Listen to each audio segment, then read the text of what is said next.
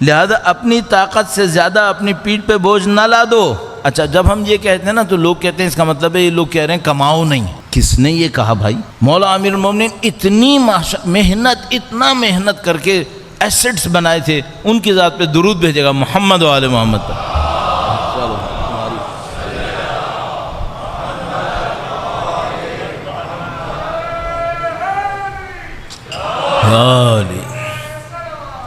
اللہم صلی علی محمد عاجل۔ اگر واقعاً آپ جائزہ لیں آپ حیران رہ جائیں گے۔ ہم لوگ سمجھتے ہیں جیسے مولا نے نعوذ باللہ تعالیٰ معاش پہ محنت نہیں کی، جب تک جہاد میں تھے جہاد پہ محنت کی، کچھ نہیں کمایا، جو کمایا وہ مثلا کسی ٹائم پہ گئے کام کیا، گھر کی ضرورت پوری کر لی۔ جب جہاد کا دور ختم ہو گیا، حکومتوں نے پابندی لگا دی کہ مولا مدینے سے باہر نہیں جا سکتے، تو مولا کیا گھر میں نعوذ باللہ تعالیٰ کچھ نہیں کر رہے تھے؟ پھر محنت مزدوری، بیابانوں کو آباد کر دیا، نخلستان لگا دیے، لاکھوں درخت اگائے مولا امیر المومنین نے، لاکھوں درخت، اور زمین کا سلیکشن، یہاں پہ اگر ہوا زیادہ ہے تو یہ کرو، یہاں پہ اگر مٹی ایسی ہے تو یہ کرو۔ یہ امام کی روایتیں موجود ہیں۔ ایک روایت میں شاید میں نے پہلے بھی آپ کی خدمت میں عرض کی تھی، امام ایک جگہ سے تشریف لا رہے تھے، ایک آدمی آ رہا تھا اپنی زمین پہ سے، اور وہ سر جھکا کے بڑ بڑ کرتا ہوا آ رہا تھا، تو امام نے فرمایا کہ کیوں پریشان ہوں؟ تو کہنے لگا کہ میں اس زمین سے تھک گیا، اس نے زمین نے مجھے تھکا دیا۔ امام نے فرمایا کیا مشکل ہوئی؟ کہنے لگا کہ مثلا خیبر کی مالی غنیمت میں 8000 درہم میرے حصے میں آتے تھے مثلا، تو یہ زمین مجھے دی تھی کہ 8000 درہم کے بدلے تم یہ زمین لے لو۔ اس نے کہا میں نے زمین لے لی، اب میں اس زمین کے اندر کچھ کاشتکاری کرنا چاہتا ہوں، کیا کچھ نہیں اگتا ہے، یہاں اتنی تیز ہوا چلتی ہے، اتنی تیز ہوا چلتی ہے، سب اٹھا کے لے جاتی ہے۔ امام نے فرمایا کہ میں اس کا حل ہے، میں تمہیں حل بتاؤں گا اس کا۔ کہنے لگا مجھے حل نہیں چاہیے، میں تھک گیا ہوں اس سے۔ تو امام نے فرمایا زمین بیچ دو۔ کہنے لگا میں تیار ہوں۔ کتنے بیچو گے؟ کہنے لگا وہ جتنے میں مجھے ملی تھی نا اتنے میں ہی لے لو، 8000 میں مجھے ملی تھی، کوئی مجھے 8000 دے دے، میں راضی ہوں۔ امام نے فرمایا میں سودا کرتا ہوں۔ سودا ہو گیا۔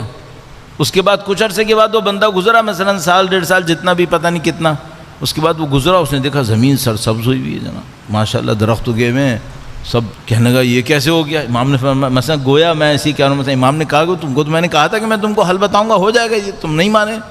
تو حل کیا تھا؟ سارے امام نے اس کے جو ہوا کا رخ تھا اس پہ سارے پہ کھجور کے درخت لگا دیا، بیریئر کریٹ کر دیا، بیریئر کریٹ کر دیا، وہ ونڈ بریکر بن گیا، ونڈ بریکر بن گیا۔ اس کے بعد انہوں نے کھیت لگا دیا، سارا چھوٹے پودے لگا دیے۔ وہ جگہ جو کوڑیوں کے مول تھی وہ امام نے اس کو آباد کر دیا۔ امام نے پتہ نہیں کتنی زمینیں ایسے آباد کی، کنویں کھودے ہیں، چشمے جاری کیے ہیں، قناتیں جاری کی ہیں، یہ سارے کام امام نے محنت کیے ہیں، سالوں محنت کی ہے ان کے اوپر۔ علامہ طباطبائی نے امامی کی سنت پہ عمل کر کے 10 سال تک تبریز جا کر کاشتکاری کی ہے۔ علامہ طباطبائی جیسے صاحب مصنف المیزان کے مصنف 10 سال تک کاشتکاری کی ہے، اور اسی طرح بالکل پلاننگ کے ساتھ یہ زمین آباد کرو، یہ بلڈنگ بناؤ، یہ کرو، وہ کرو۔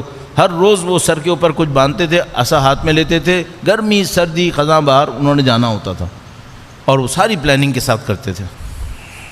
تو جب امام کہہ رہے ہیں سبک بار بنو، تو اس کا مطلب یہ کہ تم کماؤ نہیں کماؤ، خزانے کیوں بناتے ہو، ذخیرے کیوں کھڑے کر رہے ہو؟ پھر کیا کریں؟ اولاد کے لیے چھوڑ کے مر جائیں؟ اولاد کے لیے اتنا چھوڑو کہ دوسروں کے محتاج نہ ہوں، سست بھی نہ بنے۔ باقی اولاد سے کہہ کے نہیں مرنا کہ اللہ کی راہ میں دینا ہے، خود دے کے جانا۔ یہ نہیں کرنا ہے کہ تم دے دینا میں جا رہا ہوں، نہیں، خود کر کے جاؤ۔ کیوں؟ جو کام اتنا اہم ہے وہ ان کے کندھے پہ کیوں ڈال رہے ہو؟ اتنا اہم کام ان کے کندھے پہ کیوں ڈال رہے ہو؟ آپ کی آخرت کا معاملہ ہے۔ بلوچستان میں ایک پیر تھا، اس نے اپنے بچوں سے کہا کہ بھائی یہ مسجد ہے، یہ ہے، وہ ہے، یہاں مسجد بنے گی، یہاں امام بارگاہ ہوگا، یہاں فلاں ہوگا، فلوں ہوگا۔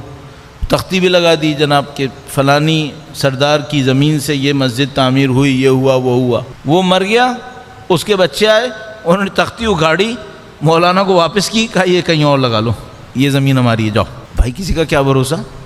اپنا بھروسہ نہیں ہے، دوسروں کا کیا بھروسہ؟ تو آپ کو جو کرنا ہے خود کر کے جاؤ، جو دینا دلانا ہے خود کر دو۔ ہاں یہ مت کرنا کہ سارا دوسروں کو دے کے چلے جاؤ، یعنی مثال کے طور پر خود اپنے لیے اتنا سا بھی نہ رکھو، بعد میں پتہ چلا خود ہاتھ پھیلانا پڑ جائے، نعوذ باللہ تعالیٰ، یہ بھی نہیں کرنا ہے۔ تو ایک بیلنس اپروچ کے ساتھ چلیں، لیکن سبکبار ہونے کا مطلب سست بیٹھنا نہیں ہے، پلاننگ نہ کریں یہ بھی نہیں ہے. سبک بار ہونے کا مطلب ہے کماؤ لیکن دوسروں کے لیے کماؤ، دوسروں کے اوپر لگاؤ. امام فرما رہے ہیں، بڑی نفیس مثال دیکھیے گا، اپنی طاقت سے زیادہ اپنی پیٹھ پہ بوجھ نہ لا دو کہ اس کا بار تمہارے لیے وبال جان بن جائے. مثال دیکھیے. اور جب ایسے فاقہ کش لوگ مل جائیں جو تمہارا توشہ اٹھا کر میدان حشر میں پہنچا دیں، تمہیں ایسے مزدور مل گئے جو بھوکے ہیں، وہ تمہارا سامان لے کر میدان حشر میں تمہیں پہنچانے کو تیار ہیں. صحیح ہے. اور کل جب کہ تمہیں اس کی ضرورت پڑے تمہارے حوالے کر دیں گے تو اسے غنیمت جانو. اگر ایسے لوگ مل جائیں تو دینے میں دیر مت لگاؤ، ان کو دے دو، یہ تمہارا سامان اٹھا کے وہاں پہنچائیں گے، تمہیں پورا سامان مل جائے گا. اور بہت مزے کی بات کیا ہے، تم دنیا دو گے اور آخرت لو گے، اور کریم خدا کے بڑھے ہوئے حساب کے ساتھ. بینک کا ریٹ آف ریٹرن نہیں ہوگا یہاں پہ، خدا کا ریٹ آف ریٹرن بہت ہائی ہے. ایک کے بدلے 700 تو قرآن نے خود کہا ہے کاؤنٹ کے اوپر، اور اس کے بعد آگے لکھا ہے خدا جس کو چاہتا ہے بڑھا کے دیتا ہے. 700 کے بعد لا کر یہ کہا ہے خدا جس کو چاہتا ہے بڑھا کے دیتا. تو خدا کا ریٹ آف ریٹرن بہت ہائی ہے. صحیح. آپ انویسٹمنٹ پلان ہم سے لے لیا کریں. اور جب ایسے اللہ صلی علی محمد آلہ